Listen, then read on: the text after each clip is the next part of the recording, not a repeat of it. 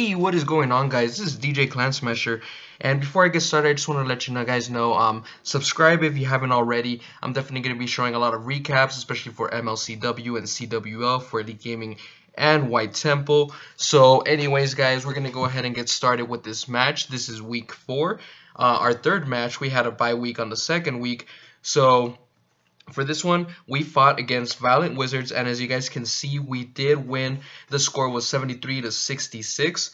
Our percentages were pretty high. I'm actually very proud of the team. I did have my 9 in there, so I did get a 6-pack there. My 10, I didn't do as well as I wanted to, but, you know, it happens. So anyways, guys, so the 10v10s, we got 3 out of the 10v10s.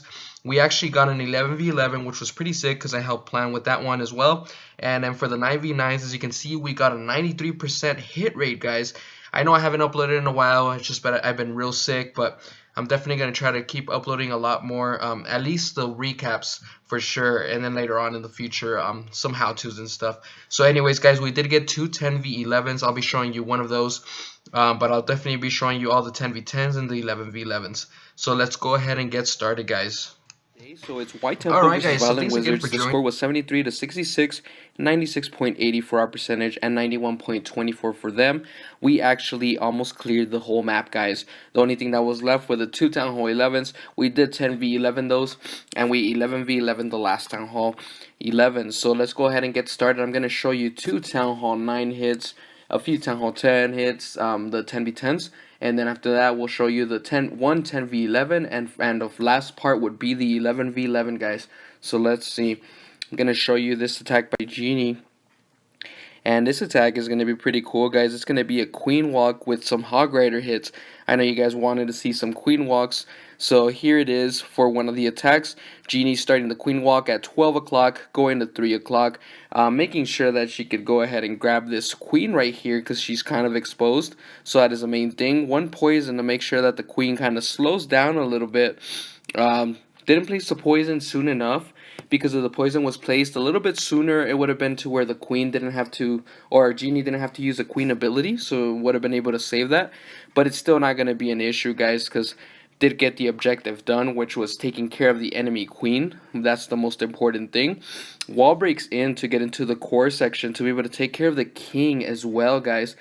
This is going to help out a lot. Sorry if my phone's glitching a little bit. I don't know what's going on. But anyways, as you can see, the queen is dealing with the enemy king. The hog riders are going in from the 9 o'clock section and then just healing them through this whole base, guys. So this is going to be rip at this point when it comes to this base. It is over, guys. Look at all these hog riders. There was a troll Tesla at the bottom at 6 o'clock, but there's so many hog riders. It doesn't even matter at this point, guys. So let's give it up for Genie here with a nice 3-star right here. And actually, guys, our 9s did such a great job. Like, I woke up and I barely got a chance to get a 6-pack because there was only 2 bases that were open at the time. So, didn't have many options, but, you know, they worked out. So, anyways, guys, we're going to go ahead and move on to the next hit by Rishi. So, this is going to be versus Rock Solid. This is also going to be a queen walk, but it's going to be a little bit different because we're going to have a low in place of the hog riders. So one little loon is going to be right here to take care of this mortar, since, you know, there's nothing really there to, what is it called, to do anything versus that mortar. Like a loon doesn't really get affected by much. So I'm pretty sure Rishi was trying to take care of the mortar, but the mortar did not go down, guys. So now the queen walk is being initiated at the 3 o'clock mark, a little bit lower than that to make sure that she walks down. The point of taking down the mortars to make sure that the queen doesn't go up, because you do want to make sure that the queen goes the right direction, since as you can see, the king and the queen are going to be over here. So now the king has started just to kind of get rid of some of the trash, and while the king is moving down, the queen is still doing her work over here. And now is going to try to break in. So 1 wall breaker for testing, and then the rest of the wall breakers go in. The king is going to deal with the enemy queen. The queen is going to be helping out as well. There's a few Teslas right here, so it's good that he's getting rid of those from the beginning instead of having to deal with these at the very end. So the queen steps in, takes care of one of the air defenses, is going to step in again to take care of the rest of it. And as you can see, the CC finally comes out places 1 poison to take care of this enemy CC. And as you can see, guys, this Rishi has a jump spell. So what's this jump spell is going to be for? This jump spell is to be able to get to the queen, because as you can see, there's a few more wall breakers, but it's not going to be enough to get to the queen all the way over there.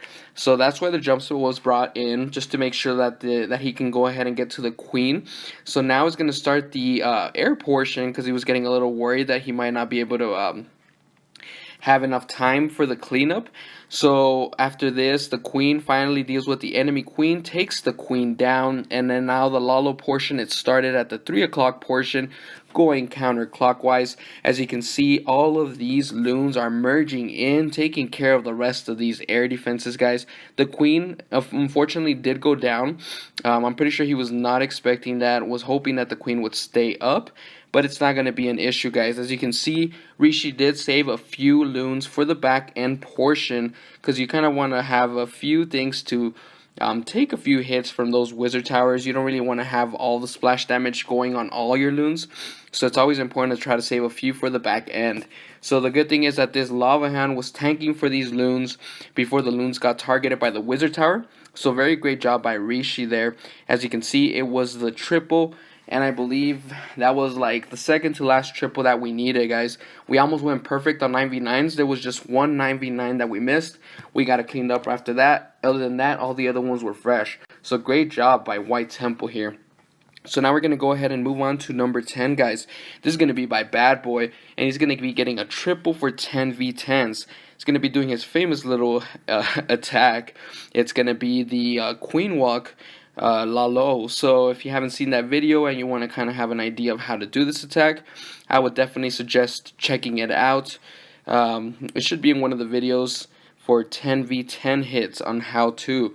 So anyways, guys, as you can see, the bowler was used to kind of take a few defense structures down to make sure that the queen walks the right direction, because it's always important to make sure that the queen walks where you want her to go. If you don't, then you might miss key objectives, such as getting the enemy queen. If the queen went up, he would definitely not have gotten the queen. So right here, guys, as you can see, the king is placed at the bottom just to make sure that the queen actually does go inside and deals with the enemy queen. Had to use the queen ability there, guys. And then after that, the queen does stay alive, which is great. And once the queen moves in, takes care of the wizard tower and takes care of a few of the other structures over here, is about to start the Laloon portion at the 9 o'clock. With the lava hound, a few loons, and then after that just hasting them through to make sure that he can get to that inferno, and then getting to the rest of the air defenses. So as you can see, the last lava hound popped, which was perfect, and now the last haste is placed, and the wizard tower goes down. The queen is still standing, so as you can see, this base is done. The king is going to be there, might take care of the queen, but it's not really too much of an issue because the base is already taken care of, guys. So very great job by Bad Boy here. Super awesome 3-star. Usually doesn't want to wait for scouts, but at least he got a good one as far as finding a few SAMs and things like that. So that really made a huge difference when it came to this attack. So anyways, guys, Dr. Donkey here is going to be taken care of by Karma. So Karma is also going to be Bad Boy, second account. As you can see, it's going to be the same attack, guys, very similar. So uses a bowler just to kind of get rid of some of these structures, creating a funnel, because as you can see, this bowler is able to take care of these two buildings instead of, you know, bringing a wizard, and then the wizard doesn't take care of the other building on the other side. So it's always important to be being able to see those kinds of things that you can take advantage of, such as getting two buildings with one bowler without it getting hit and stuff like that. So as you can see, the queen is finally moving down, sends in a rage spell because the queen was under heavy duty fire, and then the king is placed at the bottom section at 9 o'clock going down, just to make sure that the queen actually goes inside. As you can see, the enemy queen is here. He's trying to take care of that that inferno tower, and then of course the enemy CC. So as you can see, the queen is about to step in where the climb castle is, guys, and the queen is going to deal with that expo. Luckily, it's soft CC, so takes care of the expo right away before the CC gets to him, and that was the only main thing that was really doing doing a lot of damage versus the queen. So once that was taken care of, that Inferno is not going to do much because it's not a single target Inferno. So because it's multi, it's just going to be tickling the queen, since the queen can be healed with the new update, guys. So now the queen moves in, takes care of the sweeper, starts taking care of the expo, and then after that we'll move into the CC and hopefully get the Inferno. So anyways, guys, one wall breaker went in and actually opened up that compartment over there. The good thing is that the queen moved down in time to be able to take care of the enemy queen and the Inferno. So anyways, once that is taken care of, guys, starts the Lalo portion closer to 12 o'clock, and this time it's going to be going counterclockwise. A few haste spells are placed early on, getting through these key compartments such as the Wizard Tower, trying to get to that first Inferno, or the last Inferno I should say. And then after that, just hasting through the base. So very good job there. As you can see, this base is already starting to fall apart. There isn't too many things going on anymore. There's still a Lava Hound that's tanking for the rest of the loons, and that haste spell was placed in a perfect spot where it was able to get both sections of the loons that were going all over the place. And after that, it is cleanup, guys. So very great job by Bad Boy here, and very good stuff. Sorry if I sound all nasally and everything, guys. Like I said, I've been sick for the past week or so I haven't had a chance to do much, and with the whole holidays thing and everything, that didn't help either. So anyways, guys, and I hope everyone had a happy new year and an awesome Christmas, and if you don't celebrate, I mean, just have a great time with the family. It's always nice to have family time. So anyways, guys, as you can see, Joshua Jr. right here is going to be starting a hog attack, and this one is going to be with the queen walk. So the few hogs are sent in to kind of try to take care of this cannon. So once the cannon is taken care of, a few wizards are sent in to make sure that the queen walks towards the top section, which is very important because the enemy queen is here and there is a barbarian king over there. So that is very essential to take care of when you're doing a hog attack. So now the rage spell is placed to make sure that the queen stays alive, and also takes advantage of the rage spell to make sure that he sends in a few rage wall breakers. Rage wall breakers will definitely open up the wall compartment. You probably only need like 2 when it comes to those red fiery inferno looking walls. So anyways, the king is sent in. It's going to be a king for king deal. And the wizards go over there and take care of the enemy queen, which was pretty awesome because took advantage of that 2-for-1 deal. And then after that, the enemy, his queen is taking care of the Lava Hound, guys. So once the Lava Hound finally pops, sends in another rage spell to make sure that the queen stays alive. Doesn't want to use the queen ability yet, just to kind of save it for a little bit longer. So once that happens, guys, now starts the hog attack. So as you can see, a few hogs are sent over here closer to 6 o'clock. And then after that, sends in a few closer to like 4 o'clock just to try to keep things going. And then one real nice heal spell, guys, that keeps everything alive. And then another one sent in right away to make sure that the bulk of hog riders stay alive for a lot longer.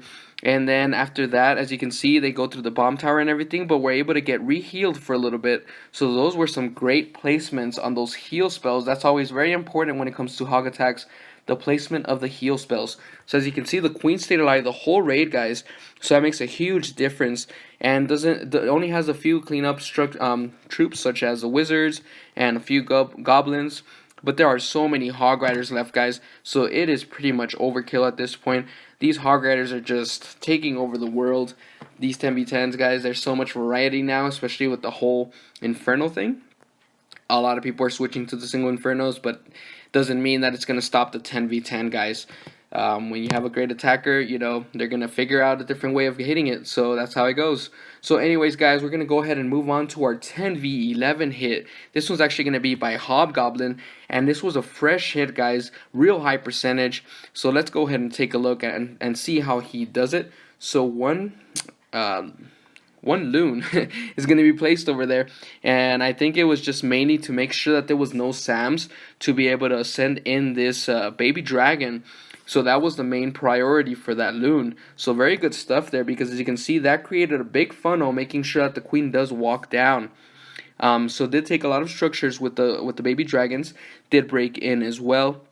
He's trying to get in to make sure that he can take out a few more structures. The queen steps in, and then after that is going to move into the enemy queen here in a bit. So is very patient when it comes to this attack, guys, and this is one of the better attacks to use for sure when it comes to 10v11 hits. The Valk dive, it's always fun to do, and it's always a pleasure whenever you get that 10v11 hit. For some reason, I've been in a slump on the 10v11s, guys, but I'm working on it. It's like just a few, I don't know, just a few things happen, and next thing you know, one little thing leads to another, and there goes your chance. That's the thing about the 10v11s, guys. One little thing can mess it up, especially if you're doing a complex attack like this one right here.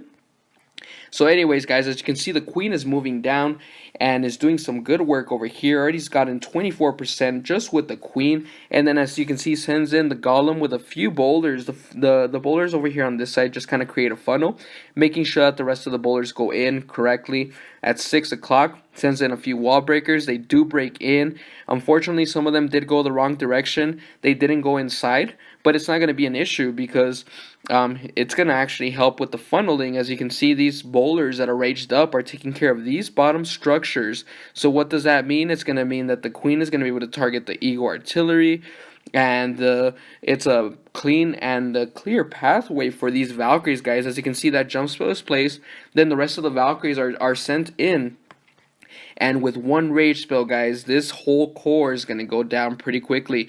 So rage is placed, boom, and there goes the Eagle, and there goes the Town Hall, guys. And as you can see, a few boulders over here in the top section.